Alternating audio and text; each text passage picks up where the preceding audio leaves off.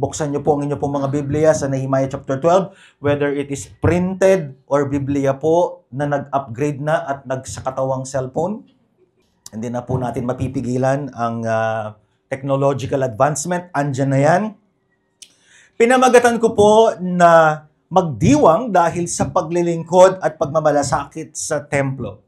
Amen? Chapter 12. Last week po ay pinag-aralan po natin, mga kapatid, na kailangan po natin pong itodo ang pagsunod sa Diyos. Because ang higit na nais po ng ating Panginoon ay ang ating pong pagsunod. Amen? Ang pagsunod po ay ang isang salita na kung saan pumalya ang nation of Israel. Hanggang pong sa magkaroon po ng tinatawag na 70 years of captivity at naputol na yung kanila pong theme song na bagamat hindi po nila kilala si Sarah Geronimo, ay yung pong theme song na paikot-ikot lang, ikot-ikot. Sasamba sa Diyos-Diyosan, magsisisi, susunod, balik ulit. Buti na lang hindi po nila naabutan si Sarah Geronimo. Di po ba? Kaya mga kapatid, after 70 years of captivity, lo and behold, this is a rebuilt nation at ang isang bansa na panggagalingan, particularly the southern kingdom ng Mesiyas. Amen? Alam niyo po, mayroong pagdiriwang. Whenever there is a celebration in the Old Testament, there is always obedience of the people of God. Amen? Hindi naman po sila magdiriwang dahil trip-trip lang po nila. Tama po ba? Magdiriwang sila because something was done. Amen? At dahil po, ang pagbabalik muli ng gawain sa templo at ang paghahandog sa natapos na pader ay pagpapakita ng lubusang pagbabalik ulit ng normal at natural na buhay ng mga Israelita bago po sila masakop ng Babylonia. Amen? Yung paglilingkod na nila sa templo at pagtatalaga na po finally ng pader, chapter 12, nakabalik na sila. Amen? Finally! Normal at natural yung usual nilang buhay before the Babylonian captivity had already realized in the time of Nehemiah. Amen? And lo and behold, may pagdiriwang. At kagaya po natin dito sa FCC Manila as we rebuild the wall, and next week is what is next after we rebuild the wall, ganun din. There must be a celebration. Amen? Na after 16 years, lo and behold, napakabuti pa rin po ng Panginoon sa Filipino Christian Church Manila. Amen? And habang pinag-aaralan ko nga ang chapter 12 ng Book of Nehemiah, there's one question that visited my mind. Futuristic in both context and nature. Sabi ko, dahil ang chapter 12 ay tungkol sa mga pari at Levita, at sa katapatan ng pagkakaloob ng lahat ng membro ng Southern Kingdom, sabi ko, ang question ko tuloy ay, Lord, kapag yung mga apo ni Sister Lorna ay malaki na, who's next? Di po ba? At kapag malaki na si Sean, who's next? Hindi po ba? Sabi ko tuloy, lo and behold, parang kailan lang. Amen? Napakabilis po ng panahon. Yung pong mga dati pong 20 anyos, ngayon po ay 33 anyos na. Mabilis po ang panahon, mga kapatid. Kaya hindi po tayo dapat magsayang. At ngayon po, samahan niyo po ako sa pagbubulay ng chapter 12 at pagninilay. At isa po ang aking pinapangako sa inyo ngayong pong linggo pong ito. Mahaba po itong chapter 12. Binalak ko po ito na gawing part 1 and part 2, subalit hindi po pwede. Kailangan na po natin pong tapusin. And I need your patience, amen? At sabi mo sa katabi mo, itodo mo na ang pagsunod. Makikinig ka! Amen? Amen. May 4 po na bahagi ang chapter 12 na ating pong pagbubulay-bulayan. At tawakan lang po ninyo yung mga Biblia. Mahaba ang journey na ito. Number 1, ang pagbabalik muli ng mga pari at Levita sa pangunguna ni Zerubbabel, Nehemiah chapter 12, 1 to 23. Pangalawang bahagi, ang pagtatakda ng gawain sa templo para sa mga Levita at pari, Nehemiah 12, 24 to 26. Number 3, ang pagtatalaga sa pader ng Jerusalem sa pangunguna ng mga Levita at pari. At number 4, ang pag-aambagan para sa pananambahan sa templo. Pwede pala po na alliterated yung mga Tagalog po, no? Amen? Tara na po sa pagbubulay ng bawat bahagi. Simulan na po natin. Magbaon na po kayo ng patience. Magbaon na po kayo ng all ears. Sapagkat, sabi ko nga po sa inyo, hindi po ito maikli. So number 1, ang pagbabalik muli ng mga pari at Levita sa pangunguna ni Zerubbabel. Ang unang bahagi po ng chapter 12, mga kapatid, ay bumalik na po ulit. Inilista po ulit ng Diyos yung mga pari at Levita. This is the last batch po ng mga bumalik sa exile. From King Artaxerxes to King Darius II. Ang haba. May first batch, may second batch, at may third batch. At si Zerubbabel po ang magiging pong gobernador sa aklat po ng Hagay. Siya po yun, sa Book of Hagay. Bumalik na po ang mga pari at Levita. At kung makikita po nyo sa Nehemiah chapter 12, 1 to 7, hindi po ba? Hindi na po natin isa-isahin ang mga pangalan. Ito ang listahan ng mga pari at mga Levitang bumalik kasama ni Zerubbabel na anak ni Shealtiel at ng pinakapunong si Josue. Inisa-isa po. Alam niyo po, ang Biblia po ay naglilista po talaga ng mga mahalagang pangalan na may malaki pong ginawa at ambag sa kasaysayan o aklat ng kasaysayan, the book of history in the nation of Israel. Si Zerubbabel po ay apo ni King Jehoiakim ng Judah at siya po ay galing kay David na panggagalingan din po ng linya ng Mesiyas.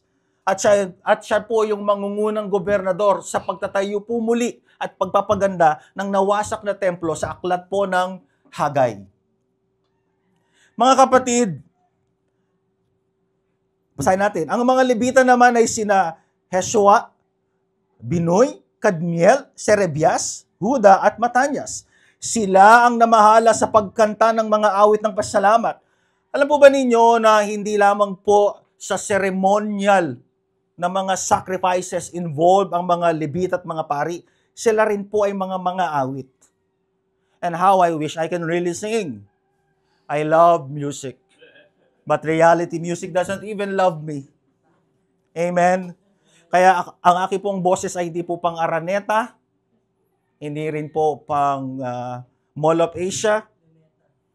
At kahit gusto ko man pong magpalimbag ng mga ticket para bumili, mauuna pong maubos ang ticket ng mga Bini at SB19 kaysa sa akin. Amen?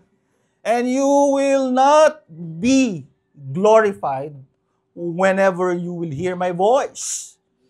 Pang-preach and pang-teach lang talaga.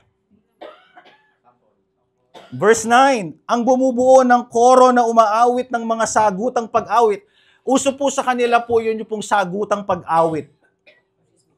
Sina Bakubias, Uno, at iba pang mga Levita na kasama po nila. Ang sa po sa mga trabaho ng mga Levita at pari sa templo ay sila rin po ang mga awit. They lead the people of God into singing, worship through music. With all the use of instruments, particularly 12 instruments in the Old Testament. Pero sa labas ng templo, take note of that. Ang mga Levita at pari at na nangunguna sa pag-aawitan kasama ang lahat ng instrumento in the Old Testament, hindi sa loob ng templo, sa labas ng templo. Take note of that. Mga kapatid, ang paglista ng saninlahi ng mga pari at Levita. Inilista ang mga pinuno ng mga sambahayan ng mga Levita at ng mga pari ng panahon ng panunungkulan ng mga pinakapunong pari na sina Eliasib, Joida, Johanan at Hadwa. Verse 23, pansinin po ninyo yung highlighted na black. ang mga pinuno ng sambahayang Levita ay nailista sa aklat ng kasaysayan ng panahon lamang ni Johanan na apo ni Eliasab. Para saan po ba ang paglilista sa aklat ng kasaysayan? Number 1, ang mga pari po at Levita ay mahalaga sa buhay espiritual ng bayan ng Juda, lalo na sa gawaing templo at paghahandog sa pader. Sila po ang itinalaga po ng Diyos sa iba't ibang mga gawain ito na galing sa lipi ni Levi. Paano mo sasabihing babalik na sa normal at natural na buhay ang isang bayang pong kakagaling sa pananakop for 70 years kung hindi magiging buhay ang templo? Amen? At napakahalaga po ng mga pananambahan at mga seremonyal at mga pagkakaloob sa templo. Amen? Israel ay hindi Israel kung wala ang templo sa Jerusalem. At take note, sa pagkamatay ng ating Panginoong Hesus, sa templo ng Jerusalem, doon mapupunit yung curtain. It only means there is no longer Jews and Gentiles. Amen? At sa mismong Jerusalem, na kung saan naglilingkod ang mga parit Levita, ay doon mismo ipapako ang ating Panginoong Hesus. Kaya mahalaga ang templo sa Jerusalem. Number 2, pagpapakita na maging sila din ay iningatan ng Diyos yung kanilang sanin-lahi. Di po ba? Ano ang sabi po ng Diyos kay Abraham? I will make you a great nation. At yung pong 12 tribes po ni Jacob, Genesis 50, even po yung mga parit Levita, kahit sinako po sila ng mga Babylonians, hindi po sila pinabayaan ng Diyos. God preserved the tribe of Levi. Sapagkat sila po ang binukod para maging full-time sa paglilingkod sa templo. And number 3, ang ministeryo ng mga pari at Levita ay may malaking impluensya sa buhay espiritual ng mga Israelita, lalo na sa pagtupad ng kautusan ni Moses. Sino ang nagpapaliwanag? Who explained the law? Levites.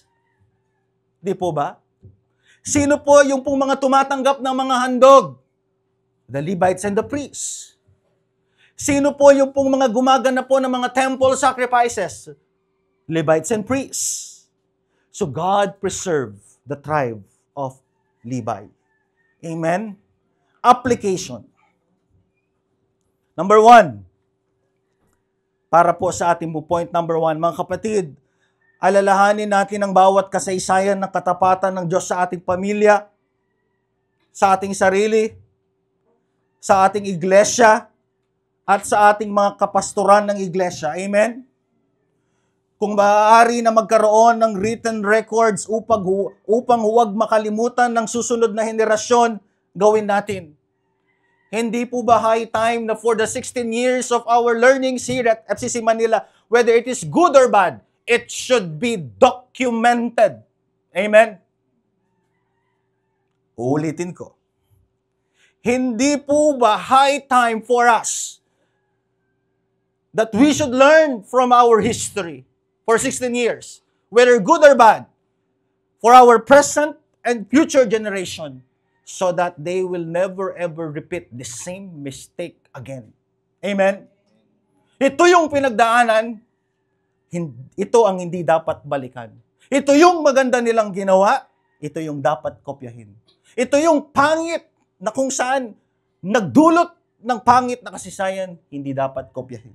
They have that kind of records. Alam po ba ninyo na most of the kings ng Northern Kingdom, yung 10 tribes, pinarecord talaga ng Diyos na mga idol worshiper, most or majority of their kings. While sa Southern Kingdom, bagamat naapektuhan sila po ng idolatry, meron sa kanila ay mga mananamba kay Yahweh. Amen? Dito ko napagtanto, nga no, ano ang babalikan nila kung wala tayong records? Amen? Hindi ito record ng chismisan about Bea, Alonso, Regine Velasquez. No. This is the record of our church, how God preserved us for 16 years and beyond. Amen? Sino ang gusto ninyo na magpatuloy ang FCC Manila 16 years and beyond? Yung main church natin sa September 28, 40 years na. Amen? Sa atin, 16 years pa lang, kaya pa yung abulin. The ups and down, God's faithfulness, the learnings, whether it is good or bad. Mga kapatid, ang sarap kayang balikan. Pag umuwi po ako sa Pampanga, binabalikan ko ang mga test paper ko nung high school. Buhay pa! From 2003 to 2007.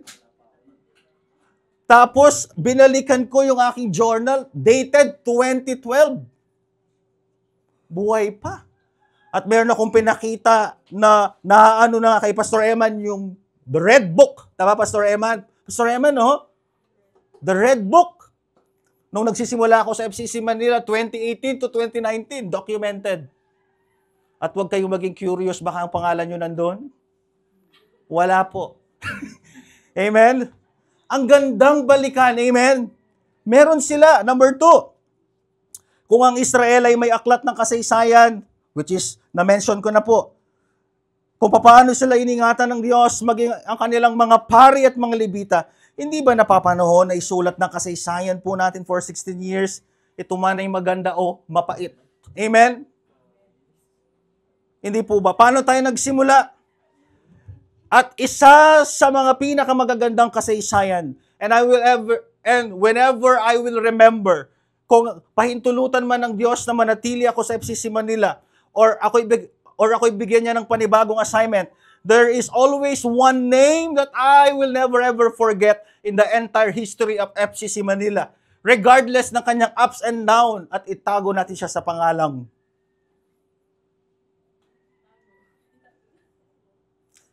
number 2, ang pagtatakda ng gawain sa templo para sa mga Levita at pari.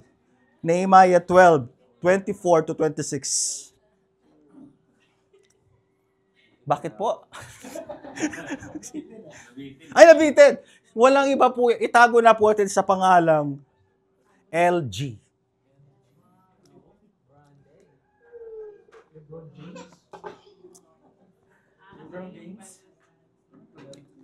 Bahala na kayo. LG ang kanyang initial. Number 2, ang pagtatakda ng gawain sa templo para sa mga Levita at pari. Nehemiah 12, 24 to 26. Tignan po ninyo, Nehemiah 12, 24 to 26. Hinati po yung pong mga priests and Levites. Yung isang pangkat, 2 pangkat na sagutang umaawit, mga worship leaders. Kaya yung mga worship leaders ngayon, wag lang po if you are involved in the music ministry, wag lang po ninyong nilalang lang yan. Amen? What you are doing is sacred sapagkat ang inyo pong paglilingkod sa Diyos ay hindi po bulang lang. Kaya wag nyo pong ilalang lang yan. You are doing a sacred ministry unto the Lord because you are leading the people of God into worship. Nagpupuri at pasasalamat sa Diyos. Ayon sa ipinag-utos ni David na lingkod ng Diyos, tignan po ninyo, binabalik nila. Tignan po ninyo, matagal na itong nilang ginagawa, pero nawala because of the 70 years na captivity. At nagtalaga din sila ng mga parit Levita na magbabantay sa mga bodega kung saan iniimbak yung mga first fruit. At magkakaroon tayo ng first fruit version sa first Sunday ng October. Ihanda na po ninyo.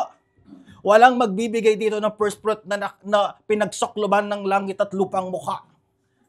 Amen? Kailangan joy. Na malapit sa pintuan ng templo ang mga sumusunod. Hindi ko na po babasahin. 2 pangkat, mga awit na nagsasagutan ng mga papuri at pasasalamat at bantay ng pintuan ng mga bodega. Application. Sa number 2. Number 1, lahat tayo po ay itinalaga upang maglingkod sa Diyos base sa ating spiritual na pagkakaloob. Amen? Hindi lang po kung nung mga panahong yon ang mga pari at Levita lang, ang pwedeng maglingkod sa templo, wala na pong iba. Ito lang po talaga ang tribe of Levi lang po ang pwedeng maglingkod sa templo. Ang iba po restricted, yung 11 tribes. Pero ngayon, dahil tayo po ngayon ay nakay Kristo, God called you to serve Him in His body. Amen? Ang dami-daming tao dito sa mundong ibabaw, pero ikaw ngayon nakakilala kay Kristo at binigyan kanya ng oportunidad at pagkakataon na maglingkod sa hari ng mga hari. Amen? Kaya wag kang gigising ng madaling araw ng linggo o ng alas 6 o alas 7 ng tutugtog na naman. Sunday na naman, no. Kailangan maaga na naman ako bilang usher. Mga kapatid, ang hari ng mga hari at ang mga Panginoon ng mga Panginoon ng pinaglilingkuran mo. Amen? Think of that. Kailangan nating itama yung ating mindset. Amen?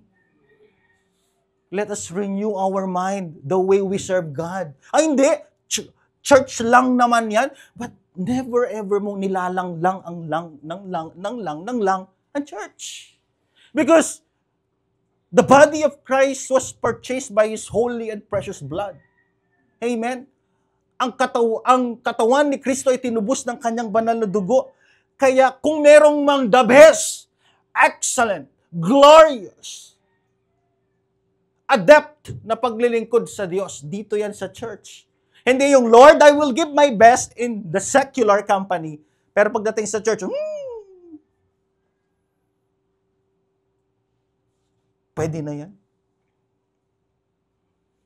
Okay na yan. Takot tayo sa labas. Di ba? Takot tayo sa labas na hindi maging Takot tayo sa labas na hindi maging the best ang ating paglilingkod. Pero pagdating sa church, church lang naman yan eh. Set aside ko na yan. Hindi po ba mga kapatid? Nasusubukan ang ating katapatan pag walang nagbabantay. Nasusubukan ang ating katapatan pag walang nakatingin. Hindi po ba? At nakikita ng Diyos kung gaano kadalisay ang ating puso sa paglilingkod sa Kanya when everything ay ipinapamahala na niya sa iyo. Amen? Kaya pagdating sa paglilingkod sa church, sabi mo sa katabi mo, huwag mong nilalanglang yan. Sabihin mo. Amen? Diba? Walang magsasabi na ushering lang naman yan. Walang magsasabi na pastoring lang naman yan. Walang magsasabi na deacon lang naman yan. Walang magsasabi na eldership lang naman yan. Walang magsasabi na, sa church lang naman yan, kahit na hindi maintindihan yan, pwede nang ipasa. Pero pagdating sa labas, syempre, kailangan natin galingan. No, baligtad! Ang unang makikinabang sa ating ganda ng paglilingkod sa Diyos ay ang iglesia. Amen po ba? At dahil napaka-excellent mo sa iglesia, nag-overflow lang sa mga kumpanya, sa trabaho, sa school ninyo. Amen? Ganon. Minsan baligtad yung ating mga mindset. Kung saan, sa labas, the best. Pagdating sa church, Lord, ipagpatawad mo. Number 3, ang paglilingkod sa Diyos ay pagpapakita ng isang buhay na pinalaya ng Diyos at ibinalik muli sa piling niya. Amen? They are serving again sa temple because nakalaya na sila sa 70 years. Bumalik na sila sa natural at normal na paglilingkod ang mga pari, Levita, nagsisipag-awitan na all the people, all the members of the nation of Israel, particularly Southern Kingdom, because God has already pinalaya sila. How much more tayo po? Amen? Pinalaya ka na ni Kristo. Pinatawad ka na ni Kristo. Hinango ka na niya sa putik ng kasalanan. Ano ang naghahadlang sa iyo upang hindi maglingkod, upang hindi magpuri, upang hindi maging excellent? Amen? Upang hindi mo ibigay yung the best mo sa Kanya, particularly ang the best na manggagaling sa iyong bulsa. Amen? Lalo na po sa ating pong number 4. We are called to be a community of servants, serving one another for building up the body of Christ, Jesus, our Lord. Amen? We are called to be a community of servants, serving one another for building up the body of Christ, Jesus our Lord. Amen? Mga kapatid, magtatanong tayo sa church, hindi natin tatanungin sa church, ano ang mapapala ko sa church na yan? Ang ating tanong, Lord, I will discover my spiritual gifts, then I will serve you. Because in the first place, ikaw ang naglingkod sa akin sa pamamagitan ng iyong buhay. Amen po ba? I came not to serve, but to serve and give my life as a ransom for many. Mark chapter 10, verse 45. Amen. Nakakalungkot sa mga iglesia na masyado ng desperado para dumami. Alam niyo yung mga namibigay sila ng grocery every Sunday para dumami sila. Isang Sunday, pumalya ang church na ito na hindi na magbigay, hindi na nag-church. Bakit? Hindi na po kayo nagbibigay ng grocery at bigas eh. Ang mindset natin, Lord, how can I serve you? Di po ba? Lord, how can I express my gratitude, my thanksgiving to you? And number 3, mga kapatid, pang number 3 na po tayo. May 4 lang po tayong points. Amen? Amen? Amen. Yung pong katabi mo, tanungin mo, are we on the same page? Amen, amen. Kaya pa? Kaya yan. Alam niyo, dito sa balat ng lupa, ang mga FCC Manila matiisin at masunurin yan. Amen?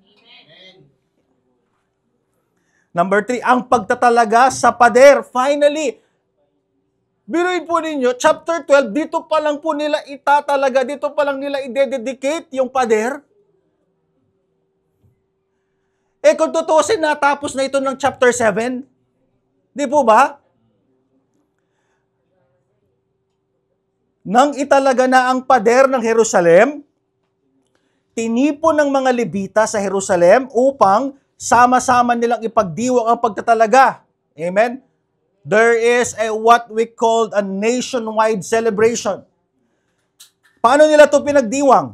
Ipinagdiwang ito sa saliw ng mga awit ng pasasalamat at ng tugtog ng pompiyang, alpa at lira. Verse 28, ang mga awit na mula sa angkan ng mga Levita ay dumating mula sa paligid ng Jerusalem, mula sa kapatagan ng Netofa, sa bayan ng Gilgal, at sa kapatagan ng Geba at Ashmabet. Verse 30, bago po italaga ang pader, anong ginawa po ng mga pari at Levita? Nilinis ng mga pari at mga Levita ang kanilang sarili ayon sa kautusan. Mga kapatid, itong magandang tanong, bago po kasi nila italaga ang templo, ceremonially speaking, kailangan po munang linisin ng mga pari at Levita ang kanilang sarili. Tanong, paano yun? Bibili po sila ng safeguard at maliligo? No. How the Levites and priests ay nililinis ang kanilang sarili? Leviticus 21:17 to 23. Pakinggan po niyo, napaka-strict ng pong requirements sa kanila paano nila linisan ang sarili nila. Para hindi kasi nila pwedeng italaga ang pader kung hindi nila muna lilinisin ang sarili. At ayon sa kautusan ni Moses, ganito po nila nililinis ang kanilang sarili. Walang sino man sa angkan mo, Aaron, the priest, hanggang sa susunod pang henerasyon na may kapansanan ng katawan na makakapaghandog sa akin ng mga handog na pagkain. So dapat pala kapag ikaw ay Levita at pare, wala kang kapansanan sa katawan. Verse 18, hindi maaari ang bulag, pilay, may kapansanan ang mukha, may kapansanan ng isang bagay ng katawan, bali ang paa o kamay, kuba, unano, may sakit sa mata o balat ang isang pare pag maghahandog siya. O baog. Verse 23, kaya kung ang kaniya Aaron ay may kapansanan sa katawan, hindi siya maaring maghandog sa akin ng handog sa pamamagitan ng apoy na siyang pagkain ko. Hindi rin siya maaaring pumasok sa banal na lugar o lumapit sa altar dahil madudungisan ang aking tolda. Pero maaari siyang kumain ng mga pagkaing bahagi ng mga pari sa mga banal at pinakabanal na handog. Siyempre po, kapag may kapansanan ka, how can you function well? Kasi pag nagkamali lang po sila ng hawak ng handog, hindi po sila makakalabas sa templo. Pag ang pari po, hindi mo na po narinig po yung kalembang niyan. Sa lang ibig sabihin nun, nagkamali sa paghandog. Kaya po ganun ka-strict. Kaya hindi po dinidiscriminate ni Lord yung mga may kapansanan. No? That is not the point. Amen? The point is functioning well. Kasi isang mali mo lang yan. Isang mali mo lang lakad, isang mali mo lang hawak niyan. Hindi po ba? So, ganun po nila. Nilinis muna. Tinignan mo nila dito.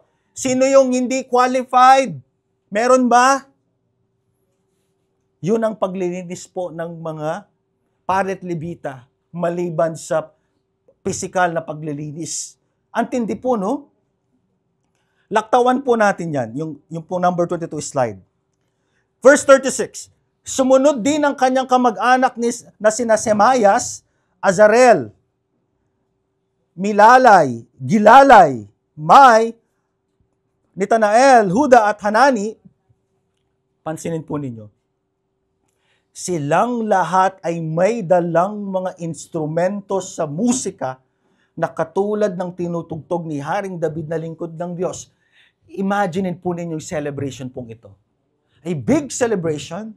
Every priest and Levites ay sagutan ng pag-awit at dala nila yung mga instrumento and everybody is involved. Amen? Pero sa labas nga lang naman ng templo, ang pangkat na ito'y pinangungunahan ni Ezra, andun din si Ezra, yung dalubhasa sa kautusan.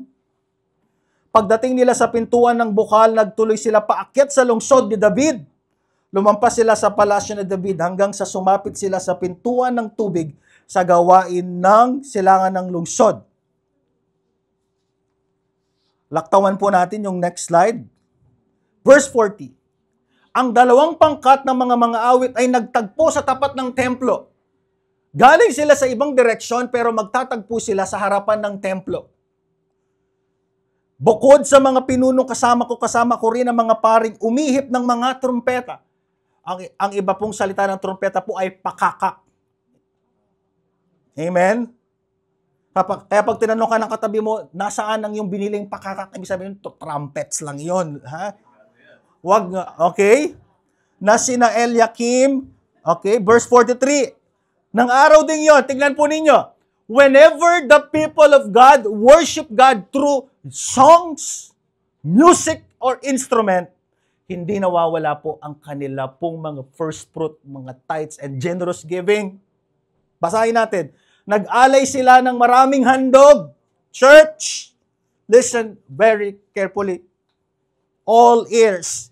You cannot worship God with an empty hand. Amen? Di ba kapag bumibisita tayo mga Pilipino, di ba? Nahihiya tayo kapag bibisita tayo na wala tayong bitbit. Tama o hindi mali? Di po ba? Kapag inimbitahan ka sa isang birthday, nahihiya ka. Hanggat maaari gusto bumuta na may bitbit ka. Tama o tamang-tama? O tatamaan ka? Hindi po ba? Dito, whenever they worship God, with all these songs of praises and worship, maingay talaga, joyous, celebratory talaga, pero sa labas lang ng templo. At naririnig pa sila ng mga karatig na bayan. Even yung mga bata, yung mga batang tinuturuan ni Sister Ana, kasama sa pag-worship. Even the youth, kasama. Everybody is involved. Pero one thing, they will not worship God without any offering. Whether it is first fruit, tithes, o kung ano mang commitment yan. Amen? Hindi ka pupunta sa church na kapag tithes and generous giving, pupunta ka sa CR. Amen? Diba? Nung ako po ay nasa dati pang pananampalataya, na pagkakatuwa ng mga pinsan po namin na, di ba pahaba yun na stick? Di ba kasi mahaba ang kanilang ano, tapos gaganon yun? Ginaganon po nila, kinakalaksing nila. Ibig sabihin noon, piso, 2, 5 piso ang binibigay. Ganon. Dito hindi. Nag-alay sila ng isang handog. No? Ano po ang description dyan? Maraming handog. Nanginayang ba sila? Pinatawag ba nila Sister Ann to audit? No! At masaya, tingnan niyo, whenever they give, whenever the people of God give unto the Lord, whether it is tithes, whether it is first fruit, whether it is generous giving, masaya sila. Amen? Para silang nakakita ng artista. Pero wag lang pong magpa-picture sa hindi celebrity. Amen? Masaya sila. Hindi sila nagdadalawang loob. Lord, matagal pa ang sahod. Utangin ko muna ang tithes ko ng January, February, March. Tapos, Lord, magkano ba ang tubo sa SPay later, yun ang tubo sa tithes? Ano to? Diba? Walang ganon. Alam niyo minsan, yung mga questions sa tithes and offering, sabi ko, Lord, parang minsan napaka-unique ng mga Pilipino, no? Pwede po bang utangin ang tithes?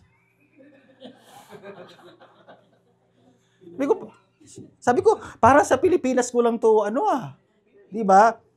Paano po kung nagastos ko po ang tithes po ng January hanggang pong March? Pwede ko po bang ibalik po ng April with tubo? Ha? Sabi ko, talaga, it's more fun in the Philippines. Really, mga kapatid. Tapos minsan matatanong pa, pwede po bang mag-tithes ng galing po sa loto? Kapatid, tumataya ka sa loto? Diba? O ito pa ha, pwede po ba na mag-tithes po or mag-offering or mag-donate sa church, pero po galing po sa sugal? Mga kapatid, kailangan po bang i-memorize yan? Hindi po pwede yan. Di po ba?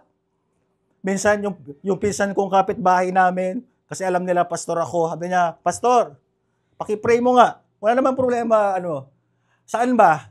Lalabang kami sa sabong ngayon. Paki-lay hands mo itong manok, pulang-pula yung Sabi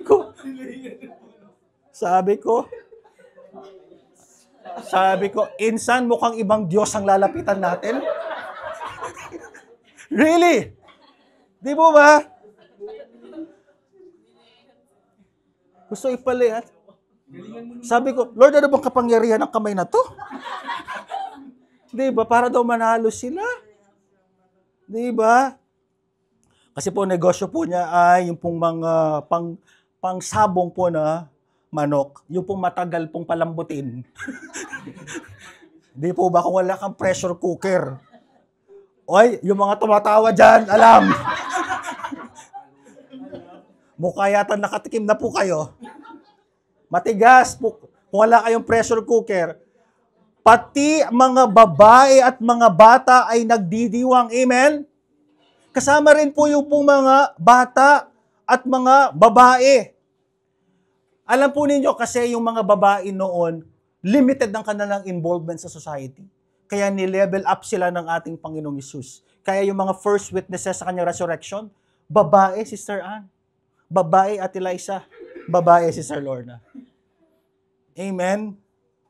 At ang ingay nila'y narinig sa malalayong lugar. Kung tutuusin, we should worship as a one family. Ang worship service po ay hindi lang po pang adult. Kaya nandito yung mga kabataan natin, hindi tulog ngayon. Andyan, buhay. Taas na kayo ng mga kamay. Ayan. Yung mga anak ninyo, ayan si Sean. Diba?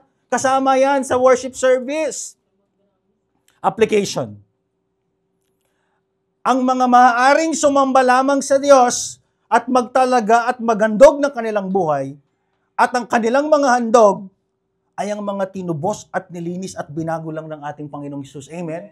If in the Old Testament, Levites and the priests are the only exclusive worker in the temple, ngayon, binago na ni Kristo, pwede ka na ngayong maglingkod, sumamba, umawit sa Kanya, if you are with Him in Him.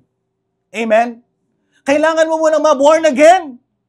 Di ba? Because not every worship, not every offering ay tinatanggap ng Diyos kung hindi ka muna na-born again. Amen?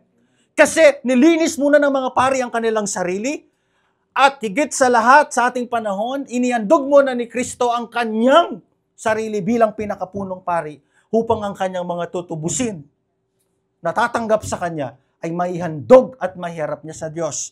That's why we are only serving God. Amen? Naglilingkod ka, naghahandog ka sa Diyos dahil in the first place, niligtas ka niya. Amen? Hindi ka naghahandog dito para maligtas. Hindi, ligtas ka na.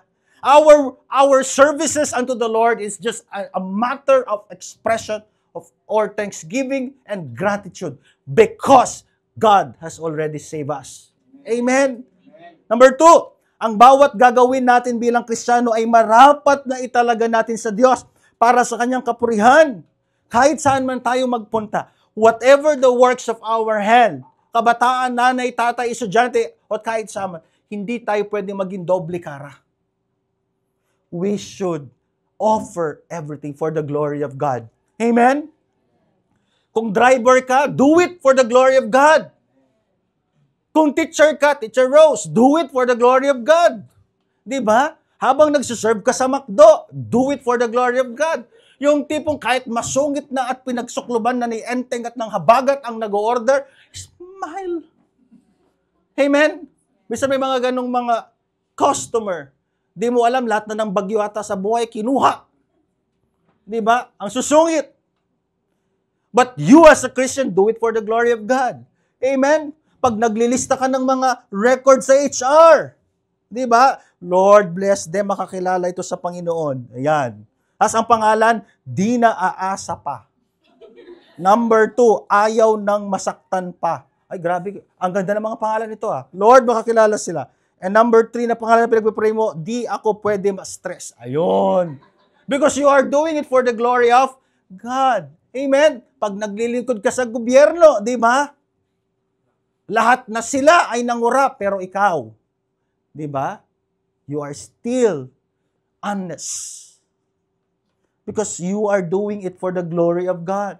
Number 4, ang mga tinubos, binago at pinatawad na sa kanilang mga kasalanan ay nagdiriwang. Masaya ba kayo nung nakilala niyo ang Panginoon? Nagpapasalamat at hindi nahihiyang ibahagi si Kristo na nagligtas sa kanila. Amen? Hindi po nahiya ang mga tiga Southern Kingdom, whether kids, youth, nanay, and even yung po mga Levites, na sabihin sa kanila, we are victorious. God has already freed us after the 70 years. Ganon din tayong mga anak ng Diyos na pinalaya, pinatawad, hinugasan, at patuloy na binabago. Pag tinanong ka ng classmate mo sa school, are you a Christian? Di ko na po maalala, Your Honor. Walang ganon.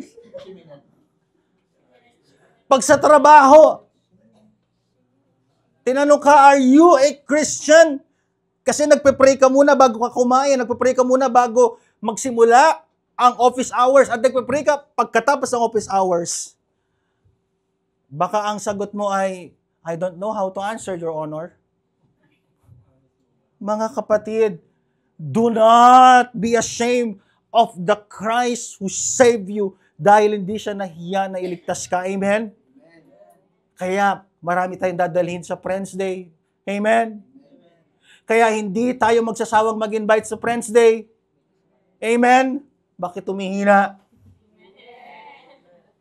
Ang mga tinubos, binago at pinatawad na sa kanilang mga kasalanan ay hindi lamang naglilingkod sa iglesia, kundi naghahandog din ng kanilang mga handog para sa Diyos. Amen?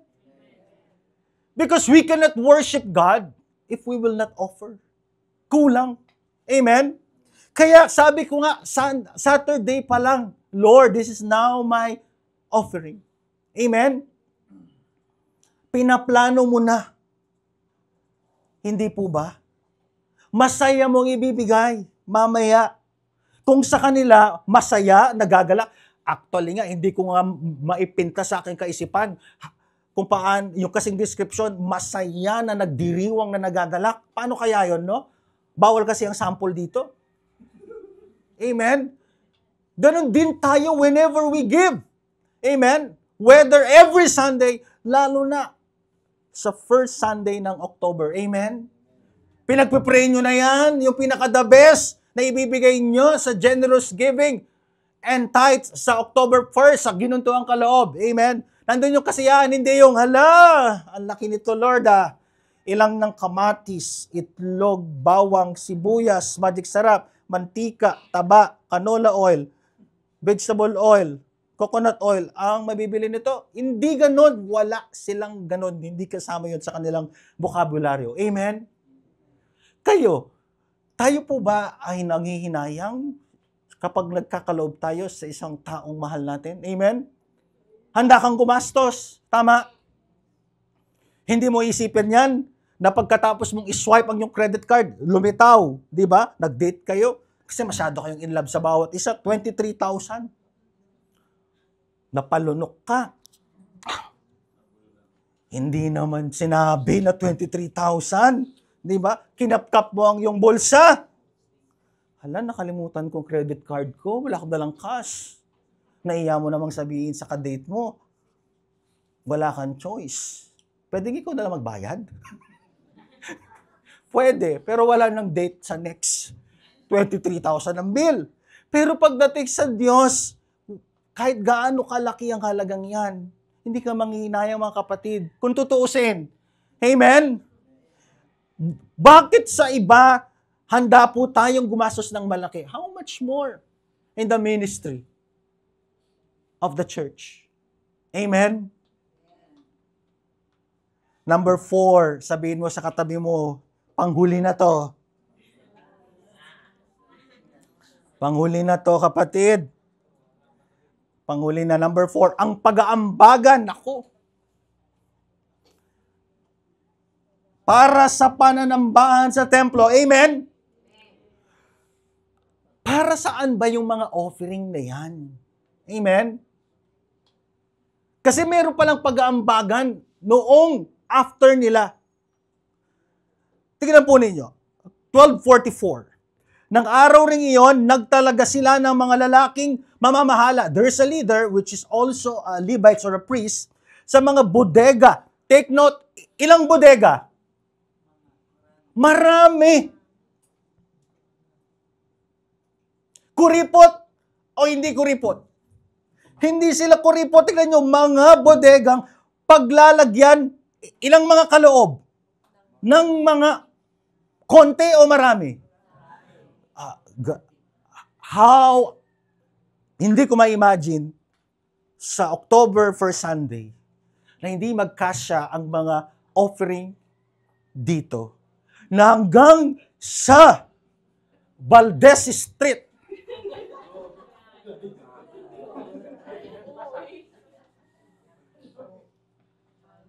Ay, umabot doon. Amen? Tignan niyo, mga bodega para sa mga kaloob. Hindi po ba? Para saan? Kaloob sa templo, in our day, ay gawain sa iglesia. Sapagkat tayo na kasi yung templo ng Diyos. Amen? Tayo na ngayon yung may pangangailangan sa templo. Gaya ng unang bunga, first fruit. Tignan ninyo yung classification ng binigay nila with joy. Unang bunga, first fruit. Yung unang bahagi ng ani. Ang first fruit, ganito yan. Ibibigay mo sa Diyos yung unang ani mo. It means that you are trusting God na yung sa remaining harvest, God would provide. That is the essence of first fruit. Pero ngayon dito, hindi natin yung ni-require. Ang ginawa natin, generous giving. Next, ikasampung bahagi, tithes. Dati, ang limit ng yung pagkakaloob, 10%. Pero sa New Testament, they go beyond. Tithes is now the beginning. Hindi na siya ngayon ending. Ayon sa kautusan, sila ang kukuha ng mga kaloob para sa mga pari. Bakit kailangan ng kaloob ng mga pari sa Old Testament?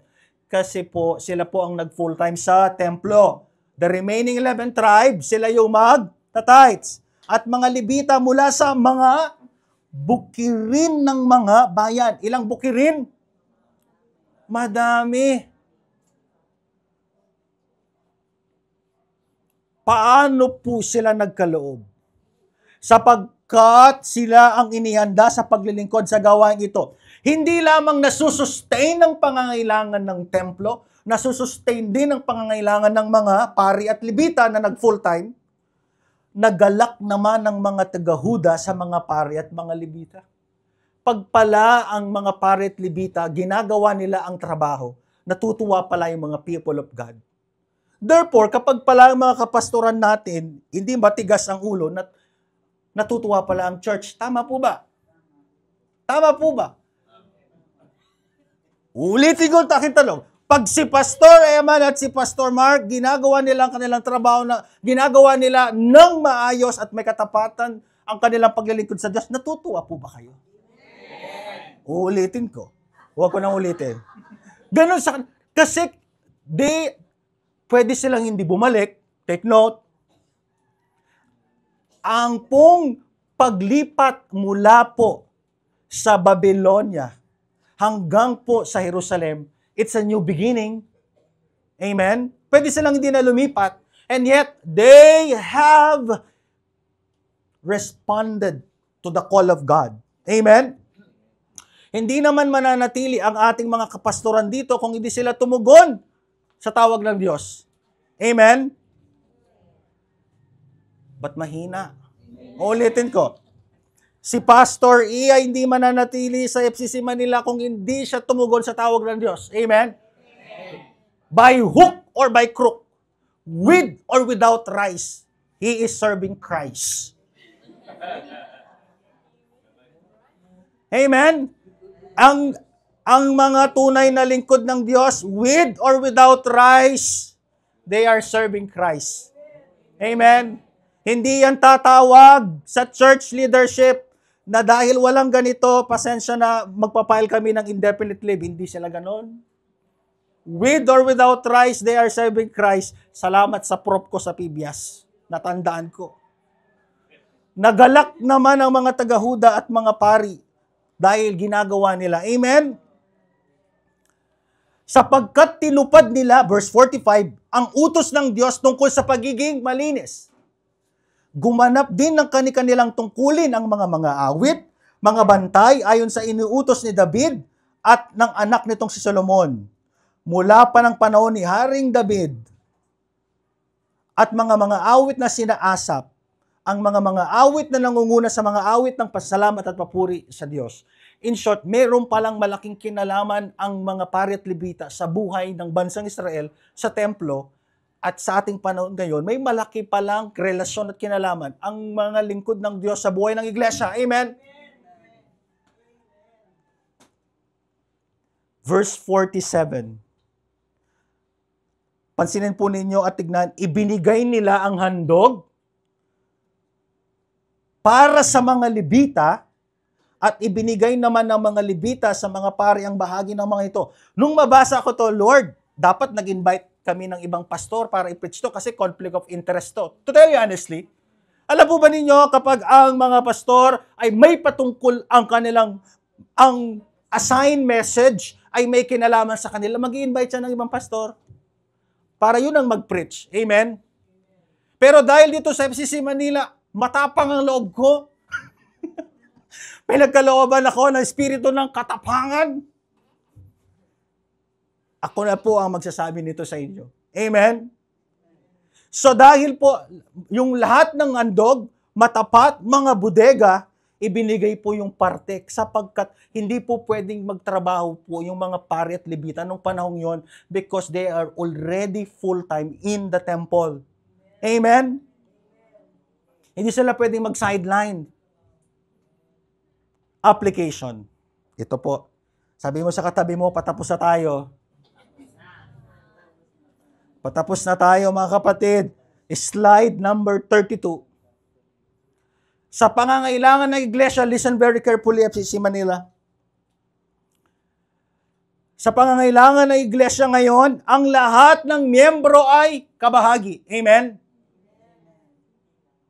At hindi lamang ang mga leader nito. Leaders should not limit the involvement of the members but maintain the order of giving. Amen? Ang mga leaders, itinalaga lang not to limit the every involvement but to put order, rules, regulations, and guidelines. Amen? Therefore, kung sila ay hindi paawat sa pagkakaloob sa templo at sa pangangailangan ng mga pari at lebita, mga kapatid, tanungin nyo na yung food committee every Sunday. How can I give joyfully and generously to the food? Bakit? Pwede po bang mabuhay ang mga tiga-templo, parit, lebita at tayo nang walang pagkain? Amen po ba? Sino sa inyo from January 1 to December 31 ang mabubuhay nang hindi kumakain breakfast, lunch, dinner? Meron po ba dito? Hindi po ba? Pumasok ulit sa isip ko yung Martha Ministry.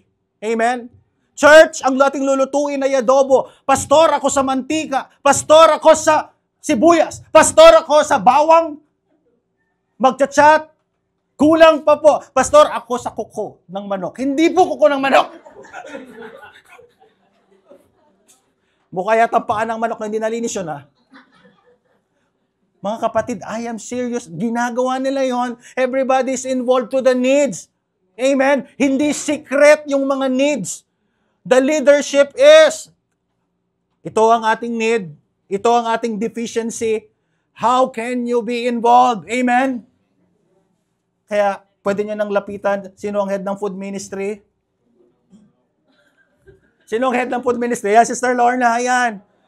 Ayan o. Diba? Hindi po ba? Hindi. Wala sa kanilang mindset na, ay, nag-tights na ako, pastor. That's the end. No. That their tithes is not the ending of their generous giving. Ulitin ko. Their tithes is not the ending of their generous giving. They give more. Why? Because nakita nila kung paano sila pinalaya ng Diyos, kung paano sila minahal ng Diyos, kung paano sila pinreserve ng Diyos after 70 years. Tayo po, manghihinayang ba tayo na ang ating pera ay napupunta sa iglesia kung tayo po ay para-parehong benepisyaryo ng pag-ibig, pagpapatawad, pagtubos at pagmamahal ni Kristong nagligtas sa atin? Amen? Hindi ka ba natutuwa na, Lord, what a great joy na, almawa, first Sunday, Lord, second Sunday, sagutin ko na, nakikita mo yung mga kapatid, wow, pinapakain ko ang mga anak ng Diyos na tinubos ng banal na dugo ni Kristo. Amen? Kung yung kamag-anak mo na unbeliever, pinapakain mo ng masarap na sopas, how much more yung kapatid mo makikita mo sa lupa hanggang sa langit? Tama po ba? Kaya po mag-unahan na tayong magpalista sa food ministry. It is a high time na hindi lamang po ang church ang mag-burden ng budget sa food. Amen? Bakit na kayo kuwang iba? Nananalangin na ba kayo na kayo? Amen? Di ba?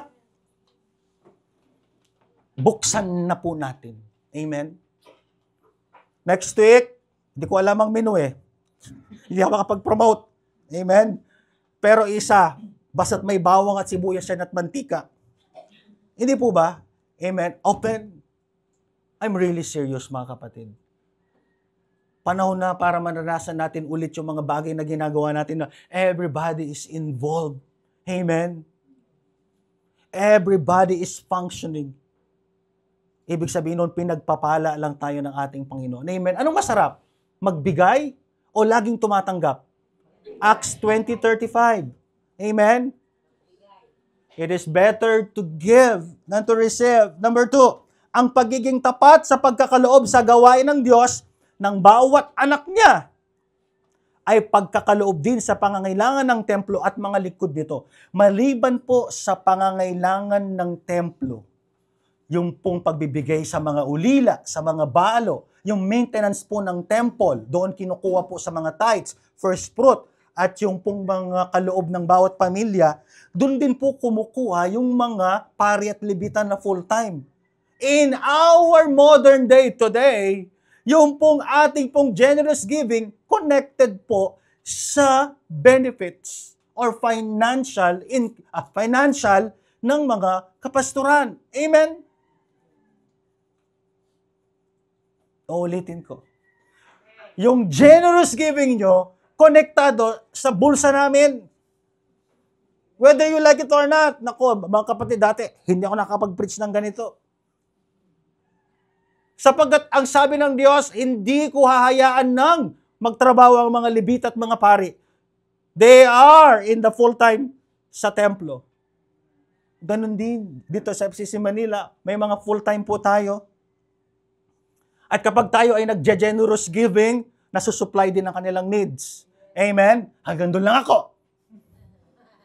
Ayaw kong maging extreme. Amen? Baka i-accuse ako na prosperity gospel. No. Di ba kapag nagsahod ka, anong makikinabang? Yung expenses nyo sa family. Tama? Tama? Hala naman yung kapitbahay.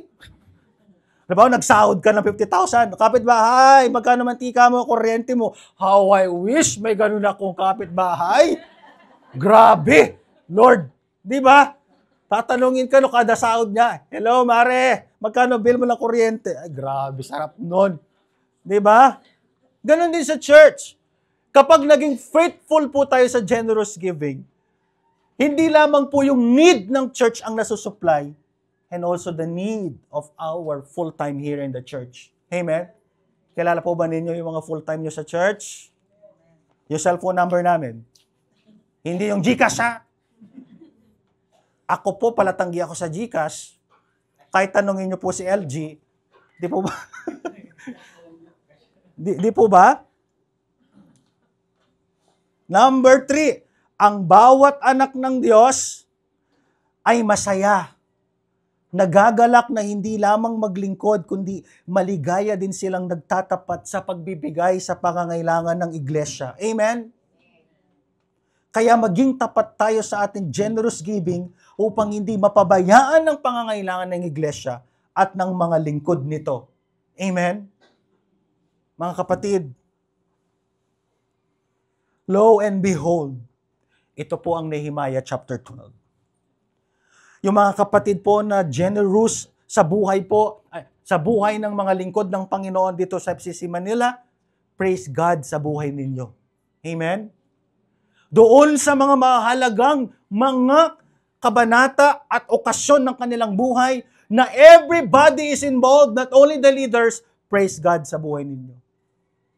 Alam po ninyo, sa buhay po ng mga kapastoran, whenever you appreciate them by words and by deeds, kumakapal ang aming paglilingkod sa Diyos.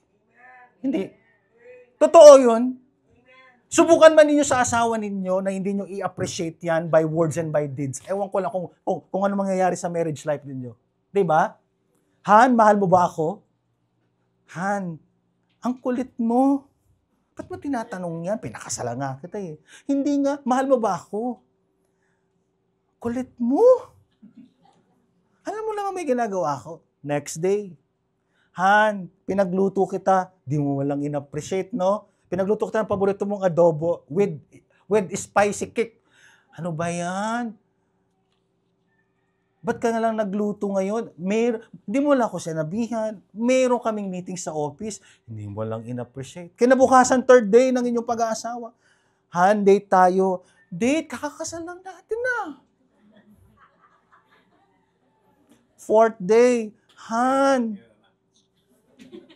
magkaroon ka naman ng time sa akin. Sa'yo naman ako umuwi, ha? 5th day. Han, sama mo naman ako mag-grocery kasi di ba yung mga mag-asawa napaka-sweet, naka-holding hands, habang pumipili ng mega sardines, pumipili ng canola oil, ganon, holding hands. Ano ba yan? Pinakasalan naman na kita, awkward.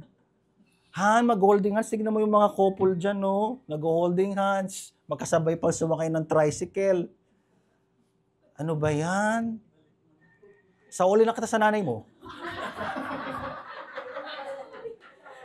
Imagine ninyo po yung pong mga asawa ninyo na by words and by deeds, they are not appreciated, encouraged, and boost ang kanilang moral. I-translate nyo yan sa mga lingkod ng Diyos. Mga kapatid, kami rin po ay mga tao. Tao po. Tao. Amen? At kapag po inulit sa Biblia ng 3 times, ibig sabihin nun, ini-emphasize. Tao, tao, tao po rin. Amen? Mga kapatid, kaya po, whenever sa mga greatest occasion natin, and lo and behold, we are not raising our chairs. Alam niyo, kung ang mga paring ito, after the 70 years, they go back faithfully and joyfully serving the Lord. Alam po ninyo, mga kapatid, hindi madali na after 16 years na naging challenges natin, manatili sa church. Amen? Itago natin sa pangalang AG. Sabi niya, stay, stay. Don't leave, stay. English, ha? Sabi ko, give me 1 month to pray kasi alam ko ang aking kakaharapin at alam ko kung anong kakaharapin namin ni Pastor E. Tama, Pastor E? Alam po namin, 16 years and then you will start all over again. It is not easy. Hindi lang yung parang hindi lang po yung parang uminom ka ng Gatorade sa 7-Eleven. Pero yung encouragement ng ating pong isa sa mga leader, itago sa pangalang AG, stay. Stay. Sabi ko, kanta yun ah. Give me 1 month. Kasi alam ko after 1 month, may pupuntahan kami. Ibig sabihin nun, simula na ang gera. Amen? I choose to stay. You know why? Because 16 years of FCC Manila, it is historical. And I want to be part of that history of FCC Manila. And the fact that you are here after 16 years, hindi ka pumunta sa GMA, sa ABS-CBN at sa TV5, but you stay here, you are also a part of the rebuilding and building up. Amen? Kaya, itodo na ang pagsunod, itodo na ang pagkakaloob sa Diyos, joyfully, at ang pagsuporta sa mga lingkod ng Diyos.